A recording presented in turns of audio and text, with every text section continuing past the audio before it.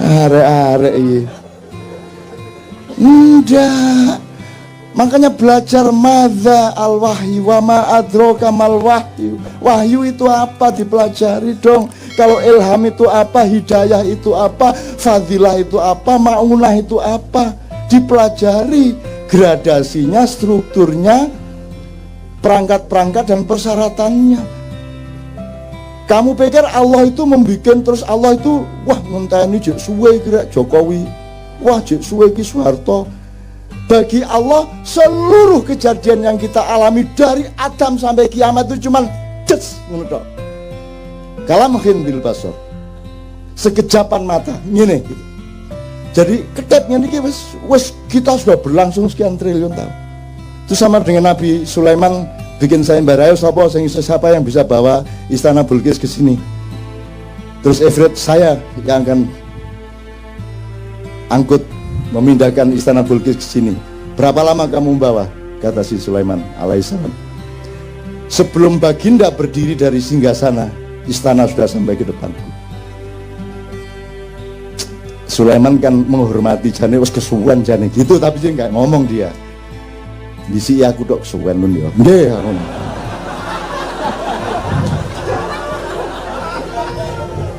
Akhirnya muncullah Asif bin Barkhiyah.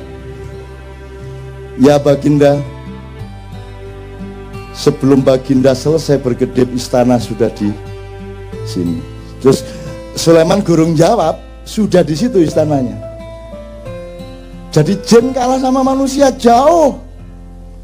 Dan malaikat disuruh Allah taat kepada khalifah. Makanya yang bikin proposal malaikat kepada Muhammad, kepada Ibrahim. Yang bikin proposal malaikat. Gunung bikin proposal kepada Muhammad. Ya Rasulullah, engkau dipanah oleh orang-orang kafir itu sehingga lehermu luka, sehingga pundakmu sengkleh dan engkau dievakuasi masuk ke gua Uhud. Mohon perkenankan aku untuk menjatuhkan, menggugurkan batu-batuku supaya menimpa pasukan-pasukan kafir itu. Terus malaikat Sang Hyang Bayu, Sang Hyang macam-macam datang. Rasulullah izinkan, saya tak ngebes. Ngebes itu artinya badai. Saya tak nyunami. Wus macam-macam bahasa nih. Terus ruang sana nek malaikat cara apa? Kamu pikir siapa yang mengajari malaikat ngomong? Tahu benda ini, benda itu. Ustaz, apa ayatnya? Adam diajari Allah, Adam mengajari malaikat. Jadi karena kejadian air yang naik ke darat itu namanya tsunami, ya ada yang ngomong, "Kula tak nyunami nggih Kanjeng Nabi." Ngono. Wah, aku krungu dhewe rek. Pokoknya menawarkan, bikin proposal, mohon izin kepada Muhammad SAW untuk ikut membantu Muhammad menghancurkan orang-orang kafir. Muhammad mengatakan, tolong jangan lakukan. Sebab kalau Allah perintahkan, pasti dia juga perintahkan saya, kamu akan saya suruh, tapi jangan lakukan. Karena aku sudah terlanjur mendoakan agar yang melukai saya tadi nanti punya cucu menjadi pemimpin Islam. Gitu loh. Jadi kalau orang utang tidak bayar-bayar, doakan, ya Allah, jadikanlah anak dia besok-besok orang yang murah hati, memberi uang sebanyak-banyaknya kepadaku. Ngono. Wong ditagih gak kena, ya toh.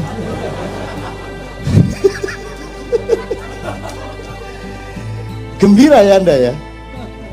Loh, ini namanya rahmatan lil alamin. Bukan hanya rahmatan lil ad loh. Kita khalifatun fil ad, tapi rahmatannya lil alamin. Jadi Anda harus bisa ke Mars. Anda harus naik ke langit-langit. Anda harus ke langit 2, langit 3. Anda menembus dimensi-dimensi.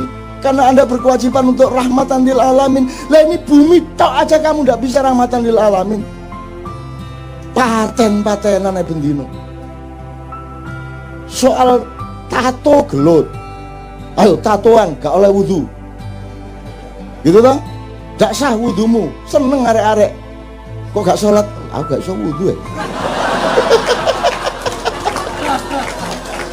Disangkanya terus sedih, seneng. Wong gara-gara tatoan nggak bisa wudhu.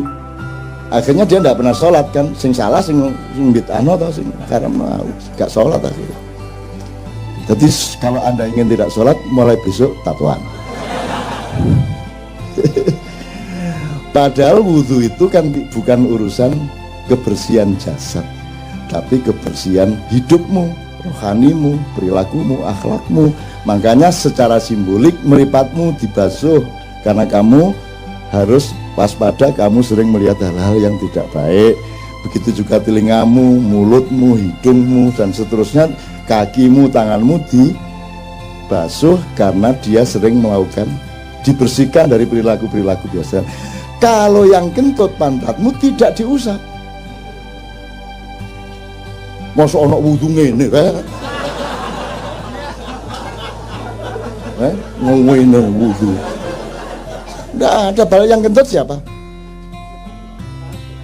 Jadi yang kotor mana? Pantatnya tuh. Nah jadi ternyata wudu itu bukan urusan kotornya badan. Wong buktinya yang dicuci mukanya. Kalau Anda tidak paham soal ini, lama-lama badanmu bertengkar sendiri. Badanmu, wajahmu begitu diwudhi, mau aku gak melok ngentut.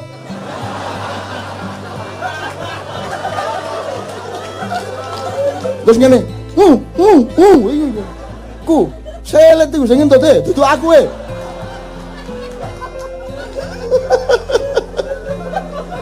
Logis ya? Jelas ya? Agama menggembirakan ya? Paling tidak menjadi rahmatan lil alamin pada dirimu, pada keluargamu, wis alhamdulillah. Kalau itu sudah kamu alami setahun 2 tahun, kamu adalah rahmatan lil alamin bagi tetanggamu, bagi semua yang ketemu dengan kamu. Kan begitu. Kalau Anda sudah mendapat cahaya, lama-lama Anda menyatu dengan cahaya, lama-lama Anda menjadi cahaya. Kalau Anda sudah menjadi cahaya, tidak perlu bersinar. Tak terus gendeng kan. Kalau Anda sudah bersatu dengan Allah, Anda tidak butuh iman. Gendeng lagi. Terus YouTube MH tidak butuh iman. Wow, titik 2.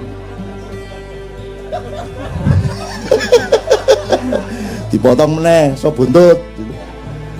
Maksud saya, iman itu kan jalan, jembatan untuk kamu berjumpa, supaya kamu tidak ragu-ragu terhadap perjumpaan denganku, kata Allah. Maka kamu menyatu dengan Allah. Kalau kamu hidupmu sudah terus menerus ludeng Allah dan kamu secara dialektis, kamu tidak butuh iman lagi. Loh, ngarepe ngono iku.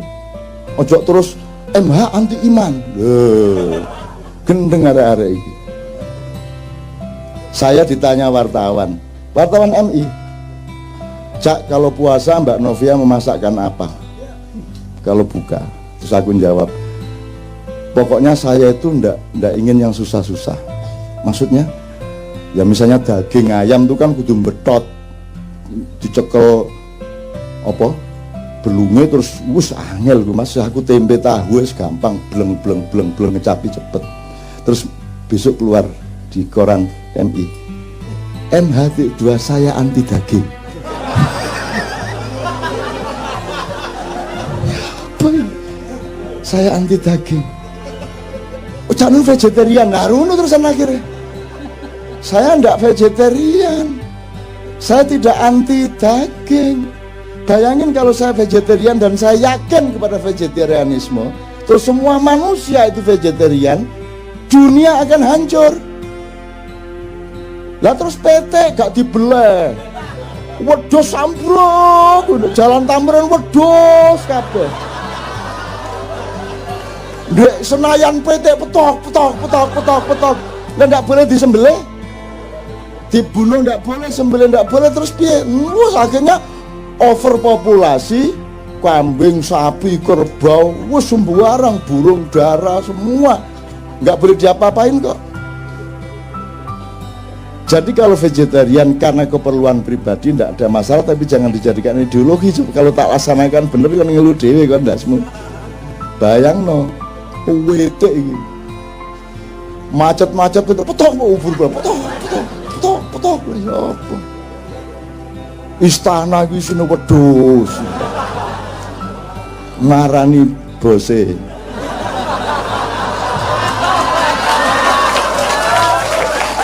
Ngono upamane ya. Oke, sekarang saya tanya, iki wis minta waktu nira aku kudu nang arep poti rek. Oke. Anda di sini jujur, insyaallah ya. Berarti Anda sama Allah kompatibel, luding dia pada Anda, ya. Sekarang saya tanya, kalau di rumah berapa persen bisa jujur? Di rumah tanggamu sama istri, sama suami, sama anak, berapa persen bisa jujur? Nggak usah kamu jawab, cukup di batin. Ya. Begitu kamu ke kantor, berapa persen jujurnya?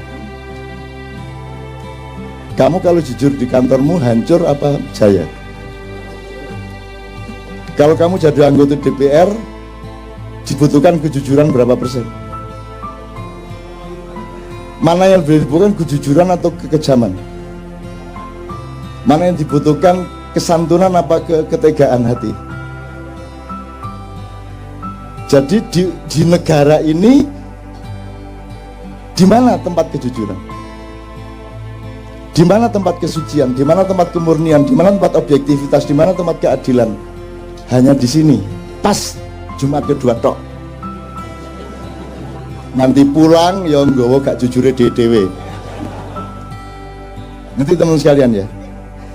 Bisa Anda teruskan negara yang tidak ada tempat untuk kejujuran? Bisa Anda teruskan? Apa yang salah sebenarnya? Ini negara atau bukan? Ini pemerintah atau bukan? Oke, tak singkat ya, itu jawaban dewe. Sampai kapan kamu bisa meneruskan keadaan seperti ini? Gini aja, terakhir. Salah satu parameternya gini. Parameter orang ingkar sama Allah, parameter orang mentiadakan Allah, menganggap Allah tidak ada, itu salah satunya adalah juga tidak mengakui hakikat ciptaan Allah. Misalnya Allah menciptakan batu, kerikil, kerakal, watu, aki enggak sih, ya, fosil kayu ta, sakar bungkus sih. Batu mulia itu apa saja?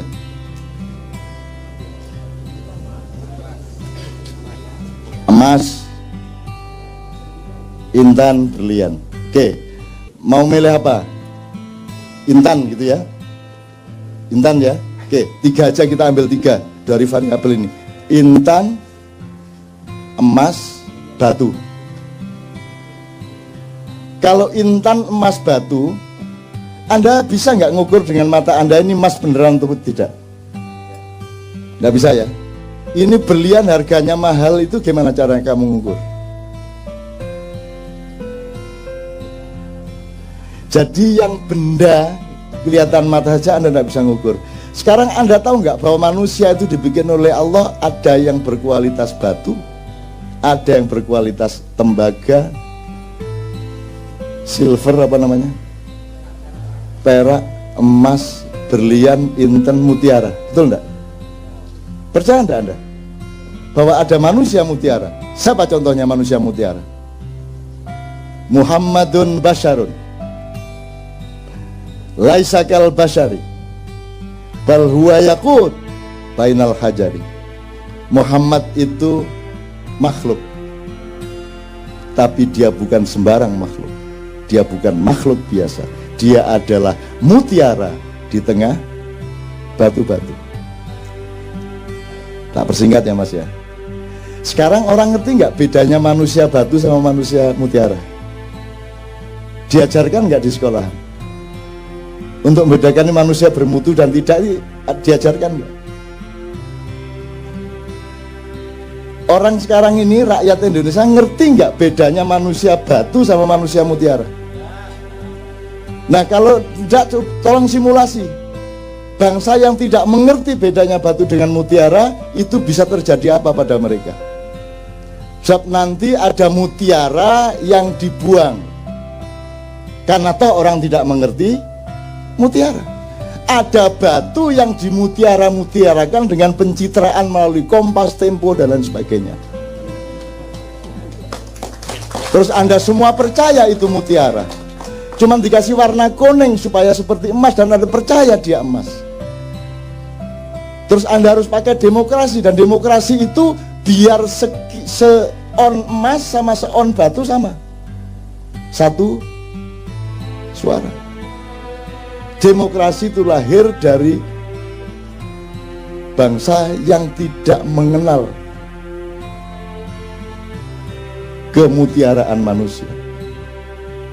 Saya enggak provokasi ya. Di Quran itu yang disebut Allah apa? Ini Mas, sudah nikah? Belum?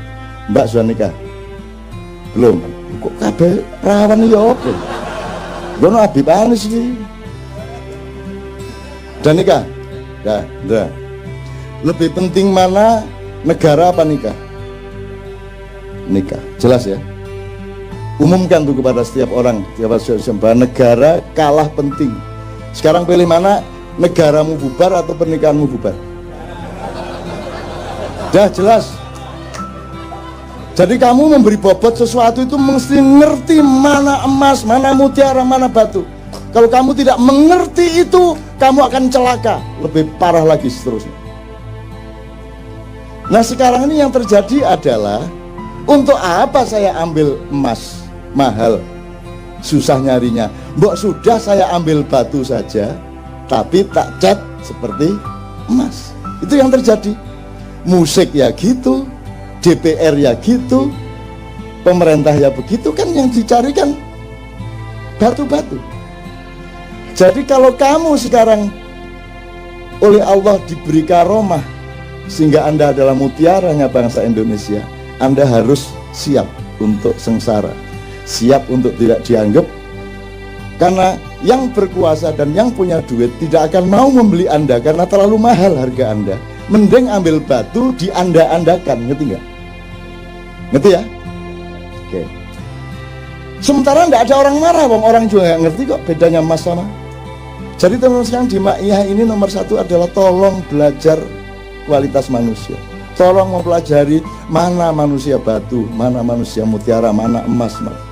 Zaman kalau di Quran hanya disebut ada raja. Dan raja itu yang menentukan sebenarnya Allah, yaitu kalau orang rakyatnya sudah mengetahui, oh itu memang orang mutiara itu. Sulaiman itu memang mutiara. Yusuf itu memang mutiara. Daud itu memang mutiara. Semua orang mengakui dengan jujur. Maka dia rajanya memang. Tidak perlu pemilihan. Pemilihan itu terjadi karena Anda tidak ngerti bedanya mutiara sama. Saya bukan anti pemilu, tapi kalau diterusin memang anti pemilu. Tapi saya tidak mengatakan begitu, bahwa outputnya seperti itu bukan salah saya. Nah sekarang Anda mau pilih mana? Di Quran tidak ada disebut kecuali kerajaan dan raja. Dan Anda ditipu selama 500 tahun ini. Anda pikir yang di sana itu kerajaan, itu bukan kerajaan, itu bukan raja. Raja nggak begitu. Raja punya kualitas, raja punya wibawa. Kalau pakai terminologinya Ronggo Warsito ya, Satrio Pinandito, Sinisian Wahyu, Sinanding Wahyu, enggak apa-apa, Sinisian Sinanding bodoh sama. Jadi Anda harus bisa melihat. Nah sekarang mutiara-mutiara justru dihancurkan. Apakah dia inovator teknologi? Harus dihancurkan. Apakah dia wartawan kreatif? Dikeluarkan. Karena Anda mutiara. Anda mau jujur, mau jernih, mau berbinar-binar seperti mutiara, Anda dikeluarkan. Yang dibutuhkan batu-batu yang dipoles. Karena sekarang yang nomor satu pencitraan. Yang penting itu bukan kamu itu ayam atau bukan. Yang penting rasamu ayam. Bener gak? Kata Sabrang, jeruk itu hanya dipakai untuk cuci piring. Nah yang diminum orang itu yang rasa jeruk. Gendeng ngomong saya. Apalagi orang Jawa, ini sedang periode di mana orang Jawa memperhinakan dirinya. Kalau ada sinetron yang paling rendah derajatnya pasti orang Jawa. Kalau pembantu rumah tangga harus orang Jawa. Kalau pelawak yang dibodoh-bodohkan pasti orang Jawa. Bahwa bahasa yang paling jelek adalah yang medok. Sehingga orang Jawa pun kalau di televisi menjawa-jawakan dirinya, bagaimana kamu kok baru datang sudah malam begini. Ya gak ono wong Jawa ngomong ngono rek, dimedok-medokkan.